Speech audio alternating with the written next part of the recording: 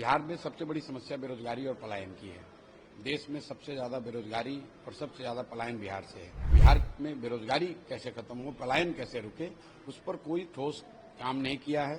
अभी तक उन्होंने कोई बात नहीं करी है। 2015 में उन्होंने कहा कि बिहार के विकास के लिए हम लोग 1,25,000 करोड़ का स्पेशल पैकेज देंगे। आज तक किसी ने उसके बाद मोदी जी के मुंह से ये नहीं सुना कि उस पैकेज का क्या हुआ।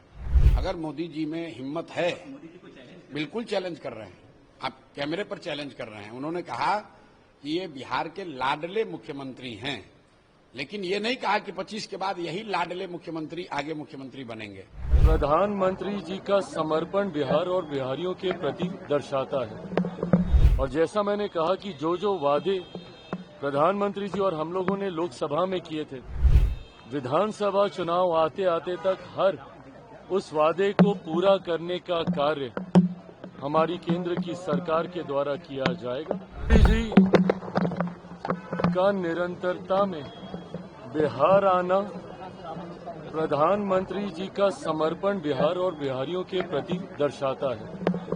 लोकसभा चुनाव में जो वादे प्रधानमंत्री जी के द्वारा किए गए थे, एक एक करके हर उस वादे को पूरा करने का कार्य प्रधानमंत्री जी हमारी केंद्र की सरकार के द्वारा किया जा रहा है। लंबे समय तक ये एक मांग थी कि पटना का एयरपोर्ट भारत के अलग अलग प्रदेशों का न सिर्फ उनके मुख्यालयों के एयरपोर्ट देखिए, बल्कि उनके बाकी के जो शहर हैं वहां के भी एयरपोर्ट काफी विकसित रहे हैं।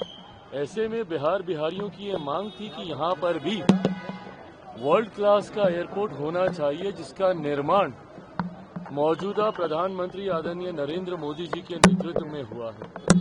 न सिर्फ इसका उद्घाटन, बल्कि परसों विक्रमगंज में एक विशाल जनसभा को भी आदरणीय प्रधानमंत्री जी संबोधित करेंगे। और जैसा मैंने कहा कि जो वादे प्रधानमंत्री जी और हम लोगों ने लोकसभा में किए थे, विधानसभा चुनाव आते आते तक हर उस वादे को पूरा करने का कार्य हमारी केंद्र की सरकार के द्वारा किया जाएगा।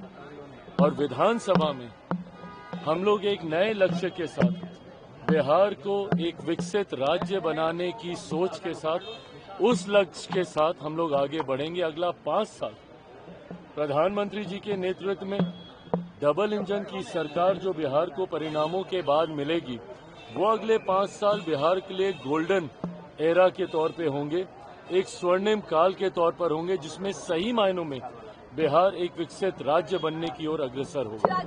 कि बिहार के लोगों को ये देखना है कि प्रधानमंत्री के तौर पर मोदी जी बिहार के लिए क्या कर रहे हैं, बिहार के बच्चों के लिए क्या कर रहे हैं, बिहार की जो मूलभूत समस्याएं हैं उसके लिए मोदी जी क्या कर रहे हैं। बिहार में सबसे बड़ी समस्या बेरोजगारी और पलायन की है। देश में सबसे ज्यादा बेरोजगारी और सबसे ज्यादा पलायन बिहार से है। और मोदी जी इस बात को बखूबी जानते हैं, क्योंकि सबसे ज्यादा यहाँ से पलायन करने वाले लोग तो उन्हीं के गृह राज्य गुजरात में जाते हैं, काम करते हैं। मुझे ऐसा लगता है कि पिछले 10-15 सालों में मोदी जी ने बिहार के इन मूलभूत समस्याओं को सुलझाने के लिए कि बिहार में बेरोजगारी कैसे खत्म हो, पलायन कैसे रुके, उस पर कोई ठोस काम नहीं किया है। अभी तक उन्होंने कोई बात नहीं करी है। 2015 में उन्होंने कहा कि बिहार के विकास के लिए हम लोग 1,25,000 करोड़ का स्पेशल पैकेज देंगे। आज तक किसी ने उसके बाद मोदी जी के मुंह से ये नहीं सुना कि उस पैकेज का क्या हुआ, वो पैकेज आया कि नहीं आया, उसका कोई उपयोग हुआ कि नहीं हुआ। क्योंकि 2015 के बाद से लगातार केंद्र में मोदी जी हैं, राज्य में एनडीए की सरकार है, लेकिन वो जमीन पर हम लोग को दिखा नहीं कि वो पैसा आया कि नहीं आया। और अगर मोदी जी ने भेजा है पैसा, तो इसका तो एक ही मतलब है कि उनके जो सरकार के लोग हैं, उनके साथी, एनडीए के साथी हैं, उन लोगों ने ही पैसे में बंदरबाट किया है। तो मोदी जी आ रहे हैं, स्वागत हो रहा है, हो, लेकिन मोदी जी को ये बताना चाहिए कि बिहार में पलायन रोकने के लिए, बिहार के बच्चों के पलायन को रोकने के लिए, बिहार की शिक्षा के लिए, बिहार जो देश का सबसे गरीब और पिछड़ा राज्य है उसकी स्थिति को सुधारने के लिए वो क्या करने वाले हैं। और पीछे जो घोषणाएं उन्होंने बिहार के लिए की थी उसका क्या हुआ, जमीन पर उसका इम्प्लीमेंटेशन हुआ कि नहीं हुआ, और अगर नहीं हुआ तो उसके लिए कौन दोषी है।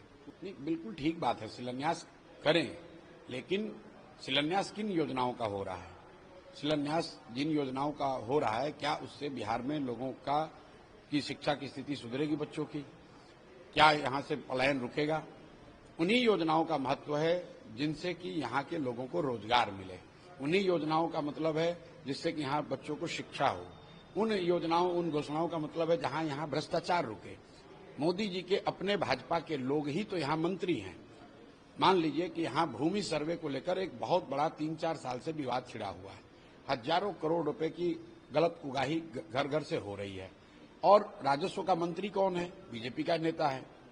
तो मोदी जी बहुत बड़े नेता हैं, शायद उनके संज्ञान में ऐसा विषय नहीं आता है, तो उनको ये जानकारी देनी चाहिए और उनको ये समझना चाहिए कि भाई भूमि सर्वे जो केंद्र सरकार से जुड़ी हुई योजना है, बिहार के बाद कई राज्यों में लैंड डिजिटाइजेशन का काम शुरू हुआ, वहां कंप्लीट हो गया, बिहार में तो नहीं हुआ।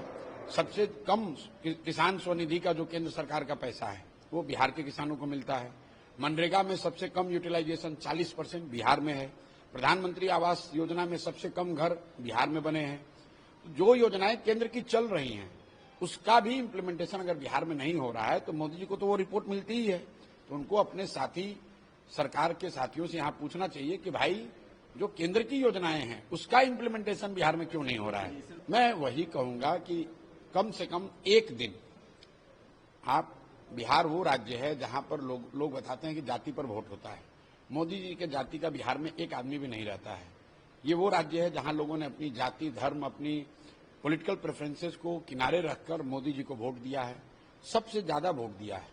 एक बार 35 सांसद, दूसरी बार 39 सांसद, इस बार भी 30 से ज्यादा सांसद बिहार से जीत कर गए हैं। जितना भरोसा बिहार के लोगों ने मोदी जी पर किया है उसके मुकाबले मोदी जी ने बिहार के लिए कुछ नहीं किया।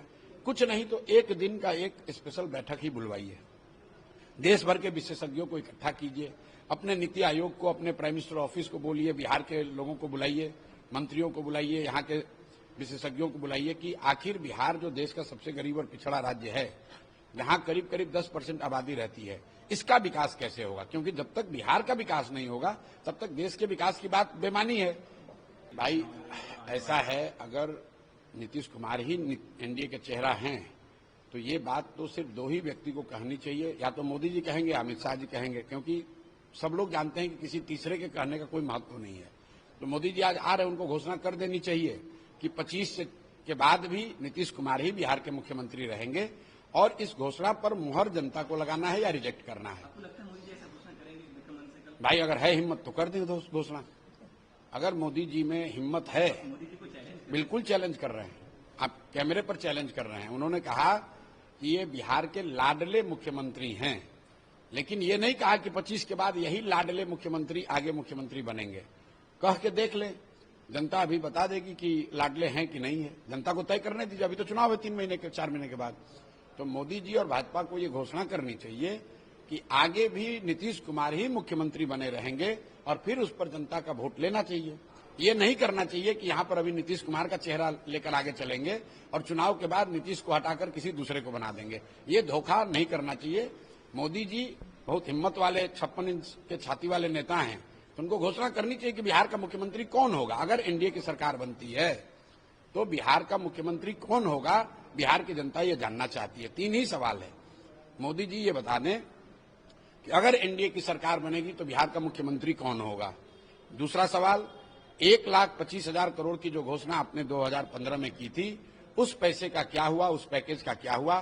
क्या आपने पैकेज भेजा नहीं, या आपने पैकेज भेजा और यहाँ पर एनडीए की सरकार और उसके मंत्री अफसरों ने उसमें बंदरबाट किया, लूट लिया। और तीसरी बात कि जिस बिहार ने 15 साल से आपको इतना समर्थन दिया है, बिहार के लिए, बिहार के विकास के लिए, यहाँ के बेरोजगारी पलायन को रोकने के लिए, आप एक दिन अपने जीवन का कब निकालिएगा जिसमें कि बिहार के इस मूलभूत समस्याओं पर चर्चा हो और आगे का एक ब्लूप्रिंट आपके विजन के हिसाब से ही जारी किया जाए।